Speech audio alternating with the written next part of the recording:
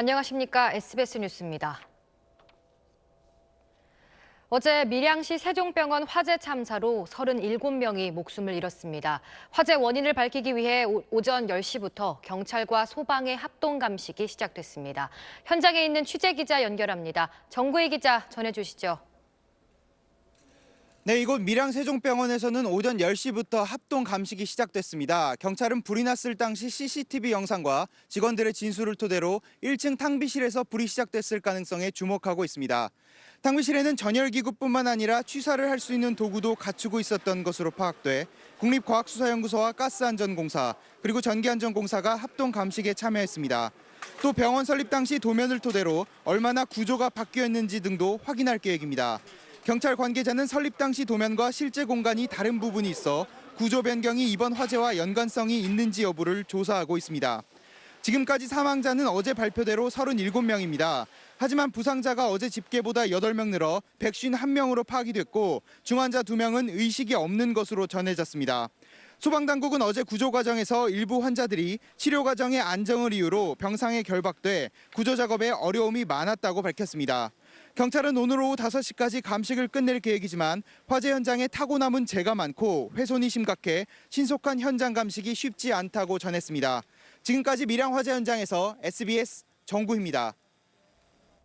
밀양 세종병원 화재 합동 분향소에는 애도 물결이 이어지고 있습니다. 오후 들어 더 많은 시민이 합동 분향소를 찾고 있습니다. 현장에 나가 있는 취재기자 연결합니다. 안상우 기자, 그곳 상황 전해주시죠.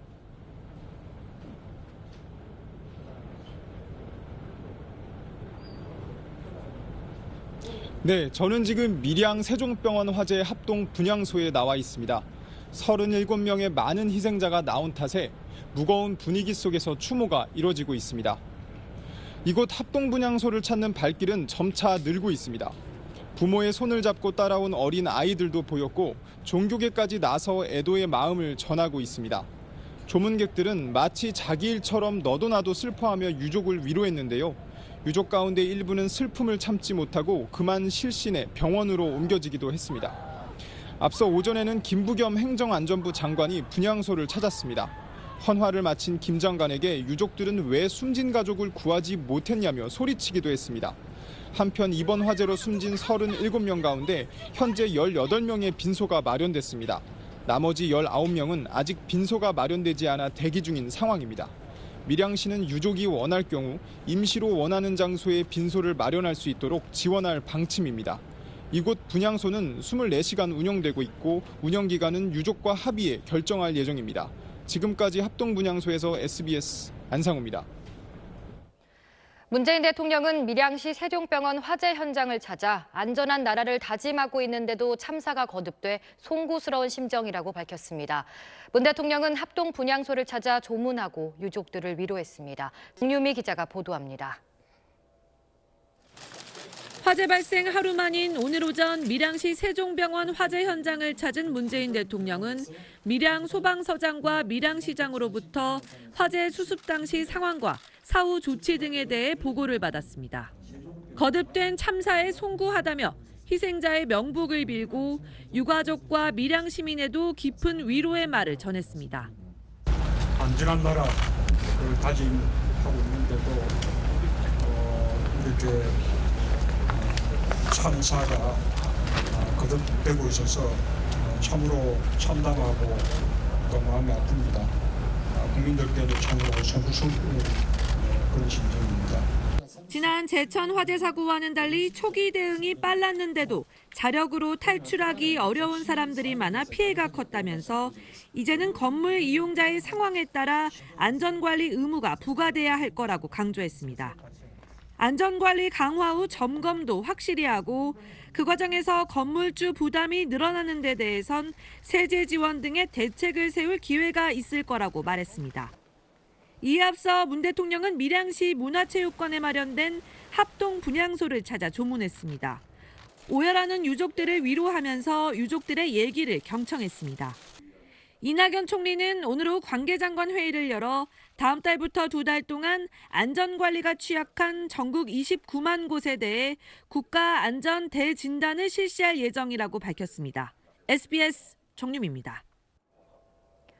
오늘 오전 11시 15분쯤 서울 물레동 영일시장 입구에서 원인을 알 수 없는 불이 나 상점 여러 채를 태우고 약 1시간 30분 만에 진화됐습니다. 불은 시장 밖에 있는 상점에서 발생해 인접 점포들로 옮겨 붙은 것으로 알려졌습니다.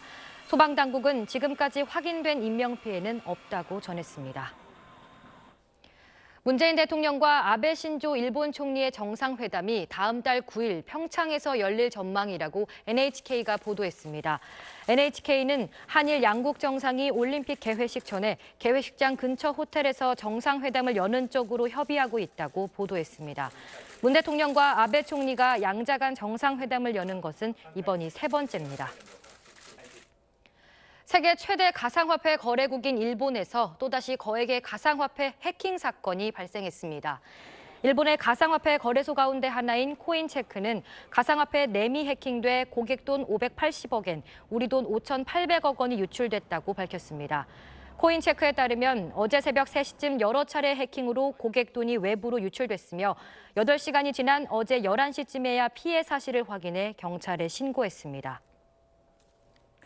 오늘도 역시나 매서운 추위입니다만 그나마 지난 며칠보다는 조금 낫지요. 서울의 한낮 기온이 영하 3도까지 오르면서 어제보다 약 8도가량 높겠는데요. 일요일인 내일도 낮 기온 영하 2도로 오늘과 비슷하겠습니다. 하지만 이번 한파가 제대로 누그러지는 건 다음 주 수요일부터입니다. 그전까지는 영하 10도 안팎의 추위에 계속해서 건강관리 잘해주셔야겠습니다. 오늘 전국이 대체로 맑은 가운데 공기도 깨끗한 모습인데요. 내일도 하늘에 구름만 조금 지나겠지만 제주도에는 오전까지 1에서 5cm가량의 눈이 내리겠습니다.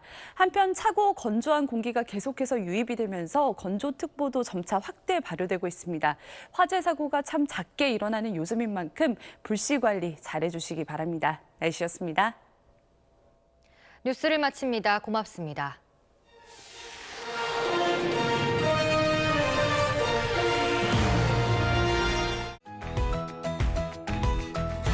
이어서 월화 드라마